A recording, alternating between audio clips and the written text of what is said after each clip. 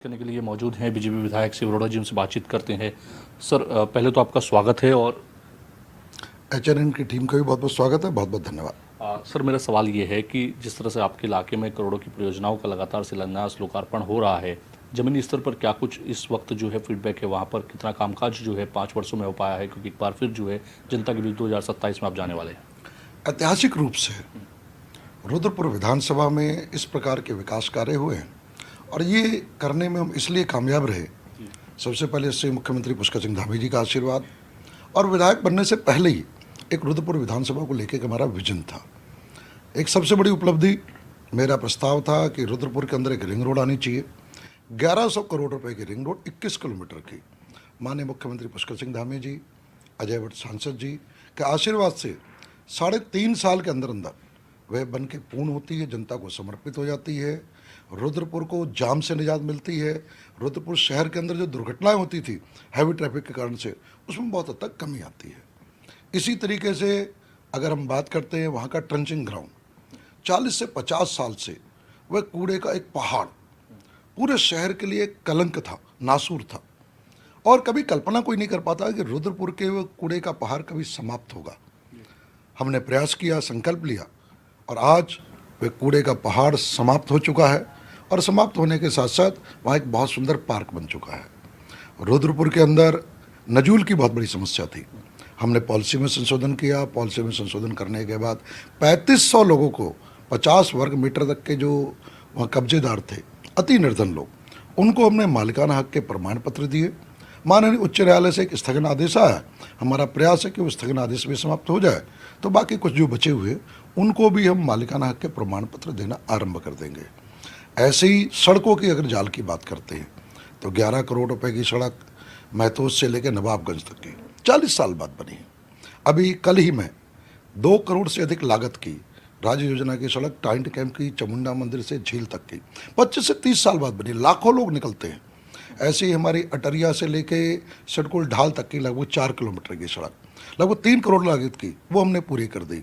ऐसे ही बिगवाड़ा से दक्ष तक की 3.5 किलोमीटर की सड़क लगभग 2.25 करोड़ रुपए की, वो हमने पूरी कर दी। वो भी 17-18 सालों से नहीं थी। ऐसे ही हमारे मुख्य बाजार की सड़कें, सिविल लाइन की सड़कें लगभग 3.5 करोड़ रुपए की, वो जो सड़कें 20 साल 30 साल से थी। ऐसे करके अभी तक पूरी विधानसभा के अंदर ऐसी सड़कें जो मैंने प्राथमिकता में पहले ही चिन्हित की थी, जहाँ हजारों लोग निकलते हैं, लेकिन 20-30-25 साल से सड़कें नहीं बनी थी, ऐसे लगभग अभी तक 80 से 90 करोड़ रुपए की सड़कों के काम हम लगभग पूरी कराने की स्थिति में आ गए हैं। बड़े प्रोजेक्ट में त्रिशूल चौक से लेके सिडकुल तक, मेडिकल कॉलेज तक 8 लेन 32 करोड़ रुपए की मेरे निवेदन पर मुख्यमंत्री घोषणा में शामिल हुई और उसका कार्य आरंभ हो गया, और उसे हम 2026 में पूरी करने जा रहे हैं 32 करोड़ रुपए की। ऐसे ही हमारा एक शहर के अंदर बहुत बड़ा जाम का कारण बनता है, वो है हमारा डीडी चौक बस अड्डे से लेके गाबा चौक, उसे 120 फीट चौड़ा करना, और उसके लिए 20 करोड़ रुपए मेरे निवेदन पर माननीय मुख्यमंत्री ने स्वीकृत किए। उसके काम का भी प्रथम चरण चल रहा है इस समय, और उस काम को भी 2026 में पूरा करने वाले हैं। एक रुद्रपुर में युवाओं के खेलने का कोई मैदान नहीं था, तो मैंने प्रस्ताव दिया, मुख्यमंत्री घोषणा में शामिल हुआ 28 करोड़ रुपए का, वह स्टेडियम मोदी मैदान के 20 एकड़ में, वो प्रथम चरण में, उसका भी पैसा स्वीकृत होकर आ गया है, शासनादेश हो गया। अब उसके टेंडर प्रक्रिया आरंभ हो रही है, तो हम रुद्रपुर की जनता को स्टेडियम भी बना के देने जा रहे हैं। बाकी जो सड़कें हैं, खड़ंजे हैं, नालियाँ हैं, और इस प्रकार के हमारे छठ घाट, मंदिर, गुरुद्वारे, वो काम तो चल ही रहे, लेकिन ऐसी अनेक बड़ी परियोजना है। 1872 प्रधानमंत्री आवास योजना, मैं जब वहाँ विधायक बना तो वो काम आरंभ हुआ, और आज हम अभी अगले 2 महीने के अंदर अंदर उन सबको 1872 अति निर्धन लोगों को पोजीशन देने जा रहे हैं। लगभग 350 की कैपेसिटी के 2 महिला छात्रावास जो मेरे निवेदन पर रुद्रपुर में बने, क्योंकि रुद्रपुर सिडकुल है, तो हमारी मातृशक्ति के लिए वह करोड़ों रुपए की परियोजना महिला छात्रावास, वो भी अंतिम चरण की तरफ आ गए हैं, बन के पूर्ण होने जा रहे हैं। वो भी हम अपनी मातृशक्ति को समर्पित करने जा रहे हैं। तो युवाओं के लिए, महिलाओं के लिए वहाँ गांधी पार्क, जो पिछले 50 साल से पार्क नाव के नशेड़ियों का, जानवरों का अड्डा बना हुआ था, उसमें भी 5.5 करोड़ का हमने टेंडर कर दिया है। वह भी रुद्रपुर के केंद्र में पहली बार बहुत सुंदर पार्क बनेगा, और वहाँ कार्यक्रम भी हुआ करेंगे, तो सारी सुविधा युक्त होने जा रही है। तो रुद्रपुर का एक विजन लेके हमने काम किया, माननीय मुख्यमंत्री जी का आशीर्वाद हुआ, तो निश्चित रूप से पिछले 15 से 20 सालों में जो काम कभी नहीं हुए थे वो रुद्रपुर के अंदर हुए। आपने रिंग रोड की बात की, सड़कों की जाल की बात की, मेडिकल कॉलेज भी उसमें शामिल है, लगातार कामकाज हो रहा है। इन प्रोजेक्ट को लेकर आपने कोई टाइमलाइन सेट की है कि उस टाइमलाइन के तहत जो है हम जनता को इनको सपुर्द कर देंगे? इसमें अधिकांश काम पूरे हो चुके हैं, रिंग रोड पूरी हो चुकी, माननीय मुख्यमंत्री जी के आशीर्वाद से मेडिकल कॉलेज हमारा संकल्प है, जो रुद्रपुर की जनता कल्पना भी नहीं कर पा रही थी कि मेडिकल कॉलेज बनेगा, वो हमारा पूरा प्रयास है कि 2026 के अंदर अंदर मेडिकल कॉलेज आरंभ हो जाए। एम्स उसी क्षेत्र में माननीय प्रधानमंत्री जी के आशीर्वाद से, मुख्यमंत्री जी और अजय भट्ट जी के विशेष प्रयासों से एक एम्स भी हमारे क्षेत्र में आने जा रहा है, और वो भी अगले 3 से 4 महीने के अंदर अंदर इस क्षेत्र की जनता को, उधमसिंह की जनता को समर्पित हो जाएगा। इंटरनेशनल एयरपोर्ट, प्रधानमंत्री जी का आशीर्वाद हुआ, मुख्यमंत्री जी का विजन था। इंटरनेशनल एयरपोर्ट का लैंड एक्विजिशन, उसकी डीपीआर और उसका जो पूरा प्रोसेस था वो अंतिम चरण में आ गया। मुझे पूरी संभावना है कि अगले जून अंत तक, अगले 2 महीने के अंदर अंदर उसकी टेंडर प्रक्रिया वो भी पूरी हो जाएगी, और उसका निर्माण कार्य अंतर्राष्ट्रीय हवाई अड्डा, जो देहरादून से भी बड़ी जिसकी हवाई पट्टी रहने वाली है, वो पंतनगर में बनने वाला है, जिसके कारण से उद्योगों को और पूरे पर्यटन को बहुत बड़ा एक जो है वहाँ पर बूस्ट मिलने वाला है। तो आप कल्पना नहीं कर सकते 2022 से पहले जब माननीय मुख्यमंत्री पुष्कर सिंह धामी जी मुख्यमंत्री बने और मुझे वहाँ का विधायक बनने का अवसर मिला, इस प्रकार के प्रोजेक्ट की कल्पना की नहीं जा सकती थी। आज इस प्रकार के और हर चीज़, रिंग रोड पूरी हो चुकी है, जैसे मैंने कहा कि जो बड़ी बड़ी सड़कें हैं हमारी वो हम पूरी कर चुके हैं। 11 करोड़ की सड़क का काम चल रहा है, उसे 4 महीने के अंदर अंदर पूरी करके देना 40 साल बाद बन रही है। बाकी सड़कों के मैं लोकार्पण कर चुका हूँ। गांधी पार्क का टेंडर हो चुका, काम आरंभ हो रहा है। मोदी मैदान के स्टेडियम का टेंडर हो रहा है, काम आरंभ हो रहा है।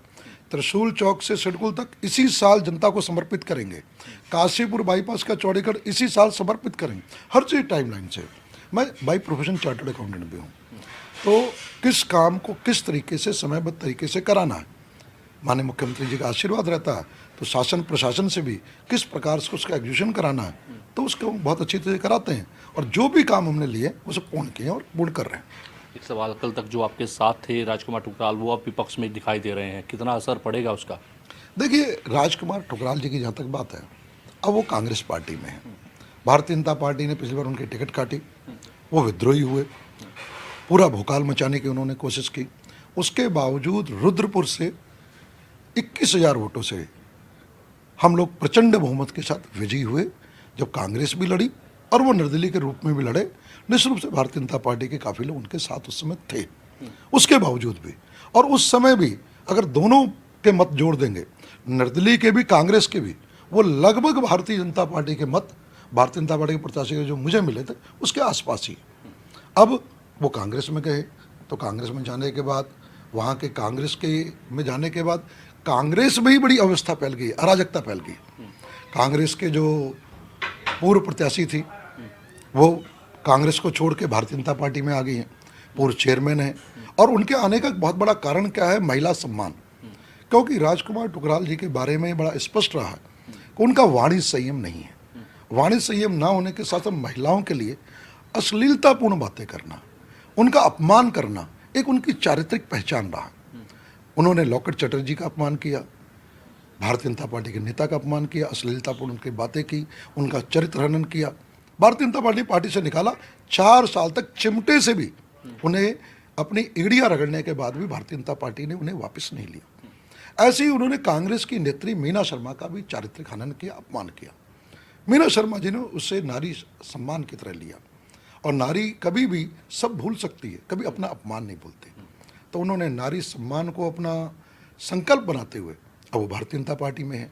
ऐसे ही जो वहाँ के मेयर के प्रत्याशी रहे हैं मोहन खेड़ा जी, उन्होंने भी स्पष्ट रूप से कांग्रेस में उनकी ज्वाइनिंग का बहुत भयंकर विरोध किया, और अभी भी उनका कोई सामंजस्य किसी तरह के नहीं, वो अलग अपना काम कर रहे हैं। तो कांग्रेस के अंदर पूरी तरीके से इस समय एक अराजकता का वातावरण बना हुआ है। और वैसे भी रुद्रपुर भारतीय जनता पार्टी का गढ़ है, बरसों बरस से सभी चुनाव भारतीय जनता, इस बार जो हमारे लोकसभा चुनाव थे, ऐतिहासिक रूप से भारतीय जनता पार्टी के प्रत्याशी अजय भट्ट जी ने उत्तराखंड की सबसे बड़ी जीत, लगभग 67,000 वोटों की जीत, वो रुद्रपुर विधानसभा ने थी। हमारा मेयर प्रत्याशी और हमारे लगभग 25 पार्षद जीत के आए। तो जितने भी चुनाव हुए वो सारे चुनाव भारतीय जनता पार्टी जीतती, भारतीय जनता गढ़ है। कांग्रेस वैसे भी वहाँ कोई वजूद नहीं रखती। और राजकुमार ठुकराल जी जाने के बाद वह पूरी तरीके से वहाँ पर इस समय अराजकता, आपस में गुटबाजी इसका शिकार हो चुकी है। तो राजकुमार ठुकराल जी जाने का कोई बहुत प्रभाव नहीं पड़ रहा और निश्चित रूप से भारतीय जनता पार्टी वह बहुत बड़े बहुमत का जीतने वाली है।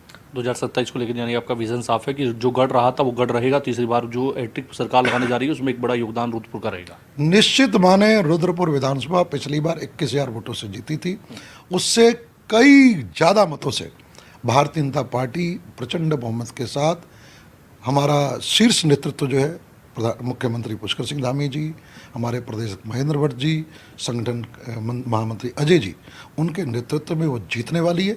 ये मैं आपको पूरी तरीके से आश्वस्त करता हूँ। चलिए, धन्यवाद अपना कीमती समय देने के लिए। तो आप सुन रहे थे बीजेपी विधायक शिव अरोड़ा जी को, जिन्होंने तमाम विषयों पर अपनी राय रखी है।